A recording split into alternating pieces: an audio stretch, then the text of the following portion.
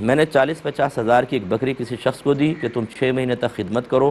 پھر غالباً ہم اس کو بیچ دیں گے اور پھر یہ اس کا پیسہ جو ہے پروفٹ آپس میں طے کریں گے، 50-50 لے لیں گے، تو یہ صحیح ہے کہ نہیں؟ دیکھیں پہلے بھی یہ میں نے کئی دفعہ جواب دے چکا ہوں، یہ طریقہ بالکل غلط ہے اور آپ دونوں گناہ گار ہوں گے۔ وجہ اس کی یہ ہے کہ جب آپ نے بکری اس کو دی،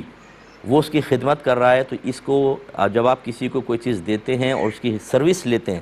اس کو شرعی اعتبار سے اجارہ کہتے ہیں،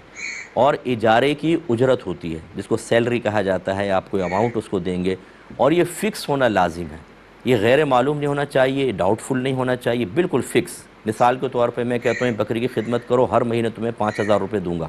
یہ فکس ہے، یہ بالکل ٹھیک ہے۔ اب آپ نے کہا 6 مہینے خدمت کرو، اب وہ کتنی خدمت کرے گا، کتنا چارہ کھلائے گا، اس کے بعد کتنے کی بکے گی، پھر اس کو کتنا پروفٹ ہوگا، یہ سب کا سب غیر معلوم اور مجہول، اس قسم کا اجارہ فاسد ہوتا ہے، آپ بھی گناہ گار ہوں گے، وہ بھی گناہ گار ہوگا۔ اگر آپ یہ کہتے ہیں کہ ہمارے ہاں تو سب جگہ ایسا ہو رہا ہے، تو سب جگہ لوگ نماز بھی نہیں پڑھ رہے ہیں، اپنے گھر میں ہی دیکھ لیں آپ، ایک نمازی ہوتا ہے باقی سب بے نمازی، تو کیا بے نمازی پن بھی جائز ہو جائے گا؟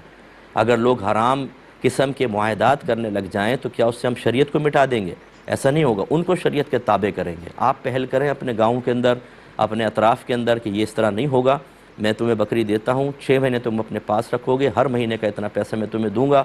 6 مہینے بعد بکری میرے حوالے کر دو، پھر میں کتنے کی بیچ کے کتنا پروفٹ کماؤں وہ میرا، ٹھیک ہے؟ اس طریقے سے آپ کریں۔ ایک آپ